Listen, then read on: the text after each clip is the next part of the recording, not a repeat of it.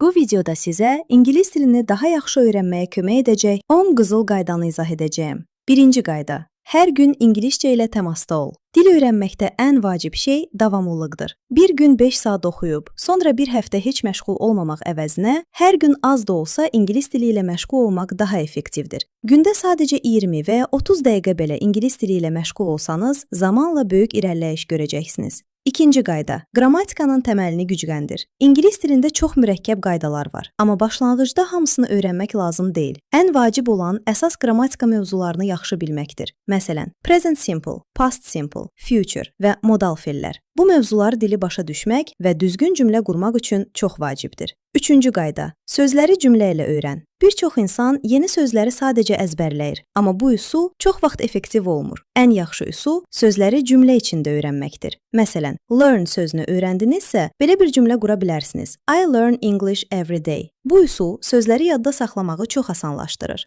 Dördüncü qayda: dinləmə bacarığını inkişaf etdir. Dil öyrənərkən sadəcə oxumaq kifayət deyil. Eyni zamanda ingilis dilində videolar, filmlər və ya podkastlar dinləmək çox faydalıdır. Bu üsul qulağınızın ingilis dilinə alışmasına kömək edir və zamanla sözləri daha tez başa düşməyə başlayırsınız. Beşinci qayda: təkrar et. Yeni öyrəndiyiniz sözləri və qaydaları mütləq təkrar etmək lazımdır. Çünki beynimiz istifadə etmədiyimiz məlumatları tez unuda bilər. Ona görə də yeni öyrəndiklərinizi bir neçə gün sonra yenidən təkrar etmək çox vacibdir. Altıncı qayda: ucadan oxu. Ucadan oxumaq ingilis dilini inkişaf etdirmək üçün çox güclü bir üsuldur. Bu üsul tələffüzü yaxşılaşdırır, danışıq sürətini artırır və özünüzə daha çox güvənməyə kömək edir. Yeddinci qayda: ingiliscə düşün. Dil öyrənməyin ən maraqlı yollarından biri də fikirləri ingiliscə qurmaqdır. Məsələn, gündəlik həyatınızda özünüzə belə suallar verə bilərsiniz. What should I do today? I need to study now. Bu üsul beyninizi ingilis dilində düşünməyə öyrədir. 8-ci qayda: sadə danış. Bir çox insan çətin sözlər istifadə etməyə çalışdığı üçün danışmaqdan çəkinir.